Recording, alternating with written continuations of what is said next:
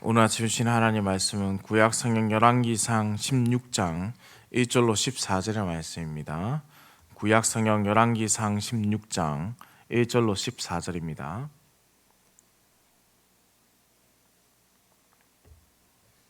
한 목소리를 합독해서 읽겠습니다.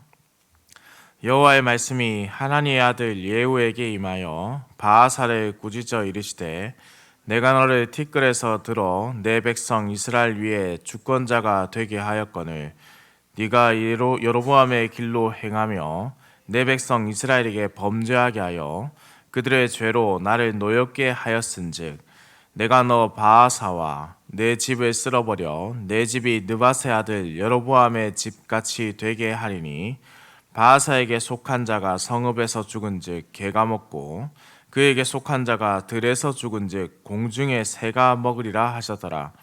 바하사의 남은 사적과 행한 모든 일과 권세는 이스라엘 왕 역대 지략에 기록되지 아니하였느냐? 바하사가 그의 조상들과 함께 잠에 디르사에 장사되고 그의 아들 엘라가 대신하여 왕이 되니라.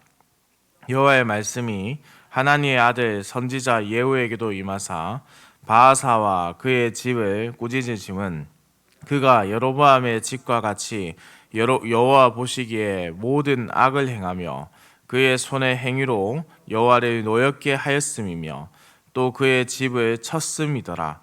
유다의 아사 왕 제26년에 바하사의 아들 엘라가 디르사에서 이스라엘의 왕이 되어 2년 동안 그 왕위에 있으니라. 엘라가 디르사에 있어 왕국 맡은 자 아르사의 집에서 마시고 취할 때에 그 신하 곧 병거 절반을 통솔한 지휘관 시므리가 왕을 모반하여 시므리가 들어가서 그를 쳐 죽이고 그를 대신하여 왕이 되니 곧 유다의 아사 왕 제27년이라. 시므리가 왕이 되어 왕위에 오를 때에 바하사의 온 집안 사람들을 죽이되 남자는 그의 친족이든지 그의 친구든지 한 사람도 남기지 아니하고 바하사의 온 집을 멸하였는데 선지자 예후를 통하여 바하사를 꾸짖어 하신 여호와의 말씀같이 되었으니 이는 바하사의 모든 죄와 그의 아들 엘라의 죄 때문이라. 그들이 범죄하고 또 이스라엘에게 범죄하게 하여 그들의 헛된 것들로 이스라엘의 하나님 여호와를 노하게 하였더라. 엘라의 남은 사적과 행한 모든 일은 이스라엘 왕 역대 지략에 기록되지 아니하였느냐. 아멘. 어제 우리가 살펴본 내용은 여로보암의 왕조가 비참한 최후를 맞이하게 될 것이라는 것을 보았습니다.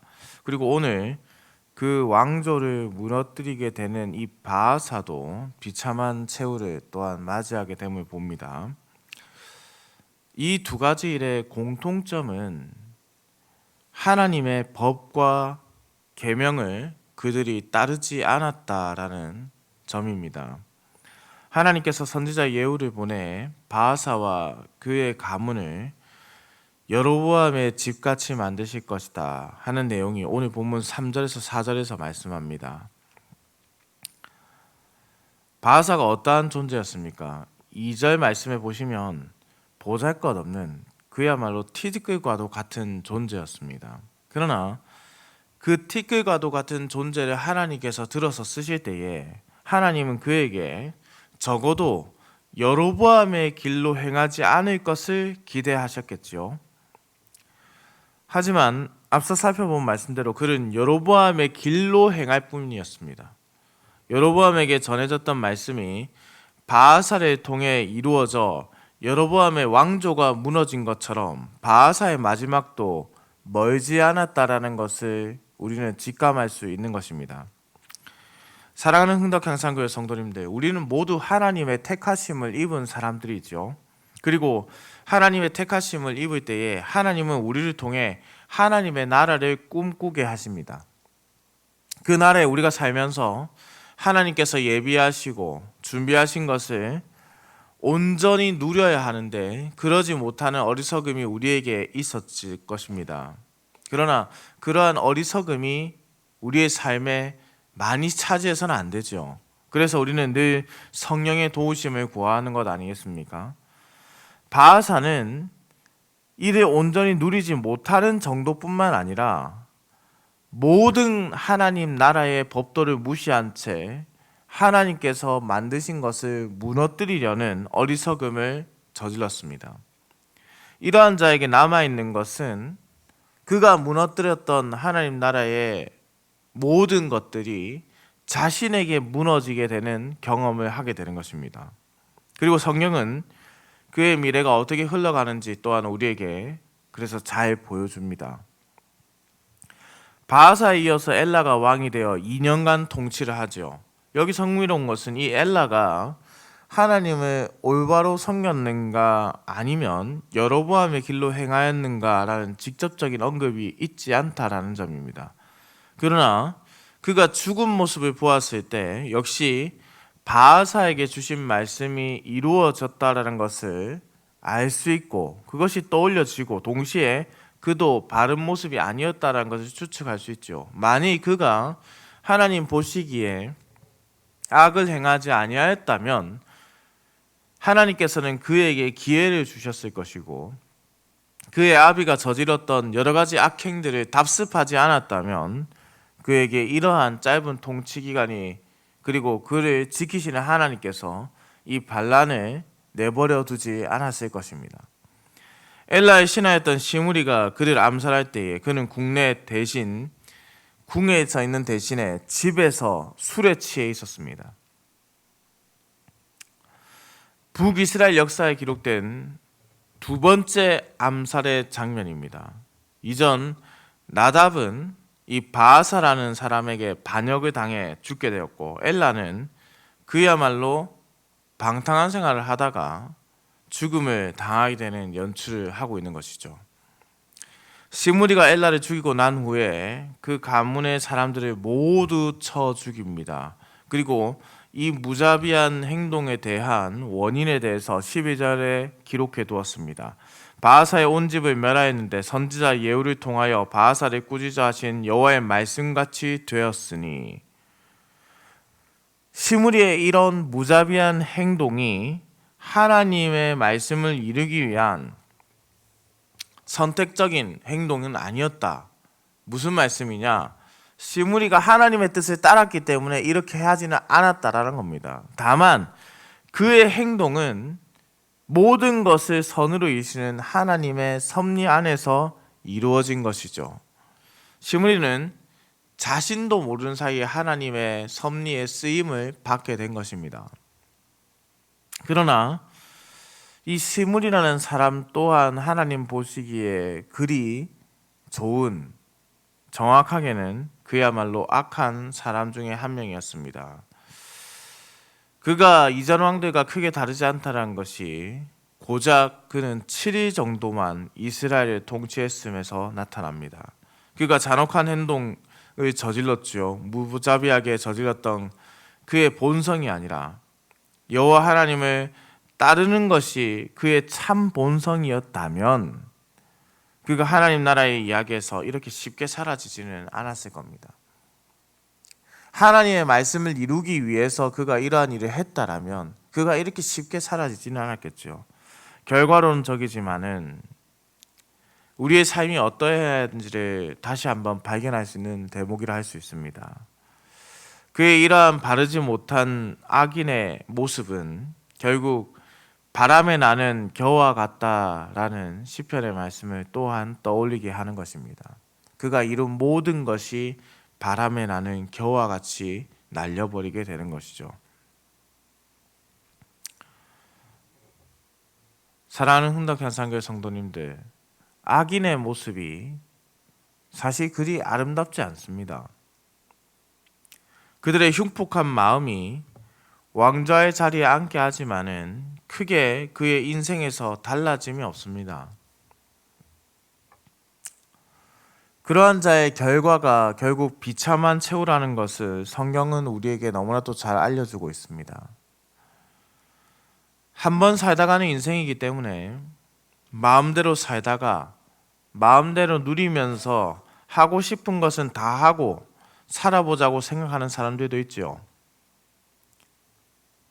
그러나 그것이 얼마나 바르지 않는가 하는 것은 성경이 우리에게 말씀하는 그 부분을 통해서 깨닫게 됩니다. 우리가 단 한 번 살아가는 인생이라고는 하지만은 이후에 영원히 하나님 나라에서 살아가는 결과를 맞이하기 때문에, 반대로 영원한 지옥의 형벌을 버텨야 하는 결과를 맞이하기 때문에 우리는 한 번 살아가는 인생이라고 하지만은 하나님 안에서 살아가려는 열심이 반드시 필요합니다. 그것이 우리를 만드신 하나님의 목적이기 때문입니다. 하나님 나라에서 하나님의 법도대로 살아가는 삶, 단순히 내세의 아름다운 복을 누리기 위해서 그것이 아니라 하나님께서 주신 이 땅에서 아름답게 살아가는 것이 하나님이 원하시기 때문에, 바로 그렇게 원하시는 삶을 살아갈 때에 우리의 결과가 비참한 지옥의 형벌이 아니라 하나님 나라의 기쁨으로서 살아가게 되는 것이죠. 우리가 하나님 안에서 바른 삶을 살아간다면 세상이 우리를 모른다고 할지라도, 세상이 말하는 왕좌에 앉지 못한다고 할지라도 우리가 정말로 행복한 삶이었다라고 말할 수 있는 겁니다. 적어도 세상은 인정하지 않겠지만은 오늘 말씀에서 보았듯이 모든 것을 다스리고 주관하시는 하나님께서 인정하는 길, 그것은 적어도 세상이 인정하지 않을지는 몰라도 하나님이 인정하는 길이기 때문에 우리가 그 길을 걸어가야 합니다. 악인들은 자신들의 힘으로 모든 것을 이룬 것 같죠. 시므리도 그러했을 겁니다. 그러나 그것은 바람에 나는 겨와 같이 사라질 뿐이죠. 하나님께서